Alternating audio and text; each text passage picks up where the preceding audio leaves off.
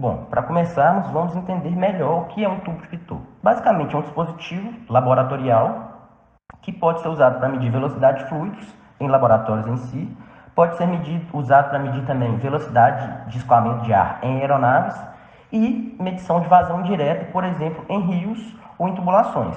Podemos ver aqui nessa imagem que ele trabalha, o seu princípio de funcionamento é baseado na pressão, na diferença de pressão e no fluxo de ar em si. E vamos ver mais para frente como essa diferença de pressão pode ser usada para calcular a velocidade de escoamento ou velocidade em si.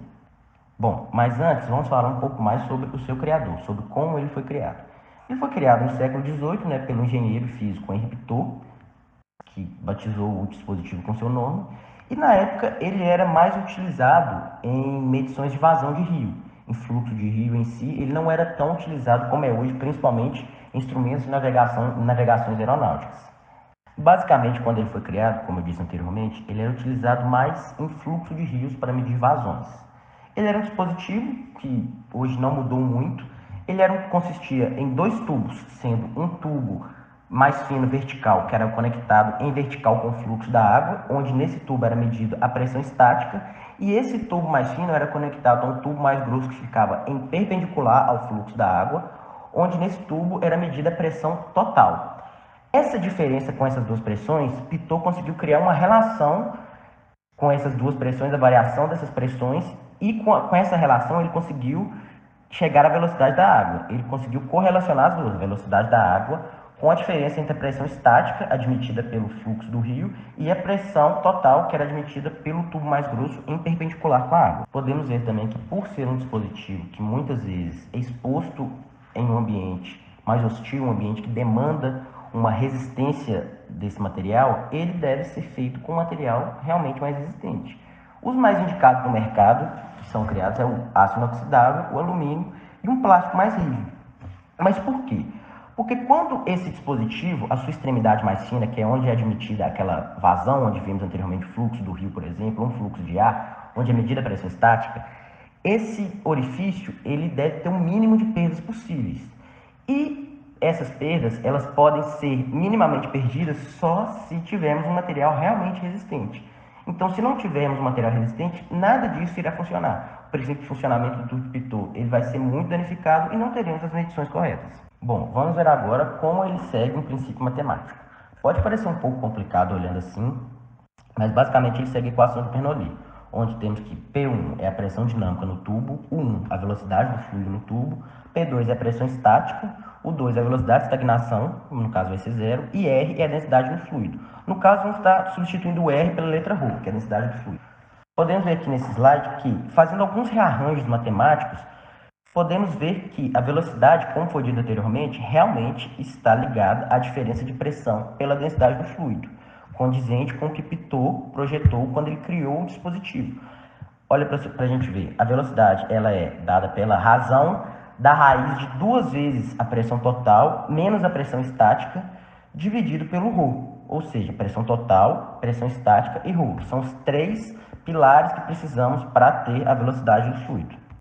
Já a extremidade mais grossa, ela foi projetada para medir a pressão de estagnação, ou seja, a pressão máxima que aquele fluido vai atingir sob o efeito de estagnação, que seria, no caso, a nossa pressão total, que falamos anteriormente também.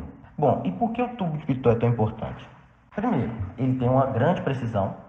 Por mais que ele seja um dispositivo antigo e simples, ele é o que mais tem precisão na sua medição. Ele funciona bem com líquidos e gases, então ele é bem versátil.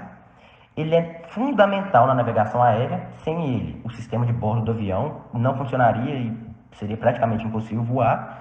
E se a gente for, por exemplo, comparar ele a alguns outros instrumentos de medição, ele é muito econômico, fácil de aplicar e de um material resistente, que dá pouco trabalho. É tudo que a indústria precisa. Bom, como eu falei anteriormente, um dos principais exemplos de aplicação desse tubo de Pitot é justamente na navegação aeronáutica. Podemos ver simbolizado aqui pelas 3 setinhas que ele é conectado, a sua extremidade mais fina é conectada na fuselagem externa do avião para realmente ser medido o fluxo de ar que entra.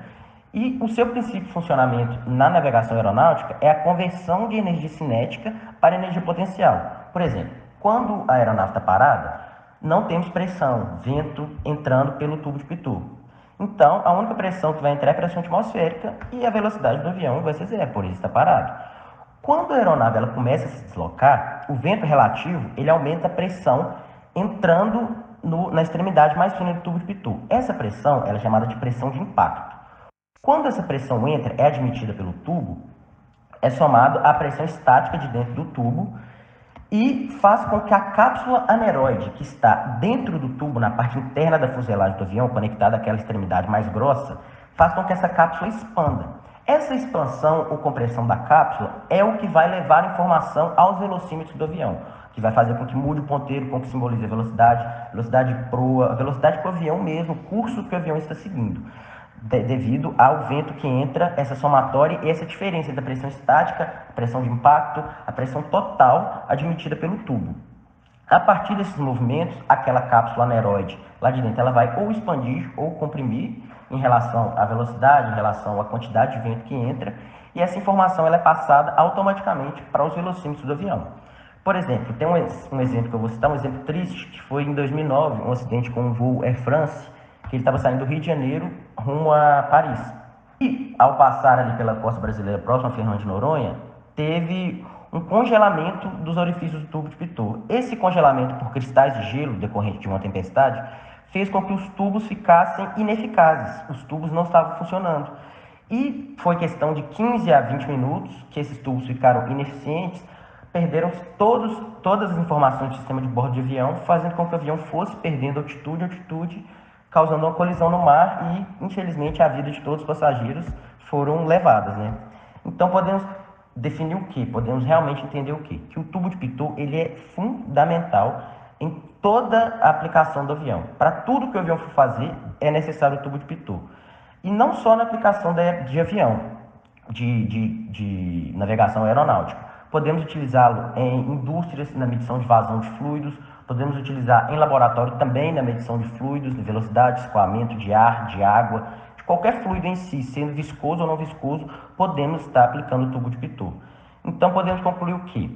É um dispositivo antigo, muito antigo, né, do século XVIII, mas que até hoje ele é muito utilizado e é um dispositivo simples, que realmente é utilizado apenas sob pressões, diferença de pressão, que a gente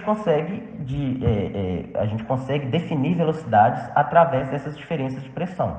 Bom, esse foi o nosso trabalho, foi o que a gente queria falar um pouco mais sobre ele. Espero que tenha ficado bem claro, espero que vocês tenham entendido o que quisemos dizer e espero que tenha sido um bom conteúdo, tenha sido abordado de uma forma leve e que não tenha sido um conteúdo muito maçante. Agradeço a atenção de todos vocês e uma boa tarde.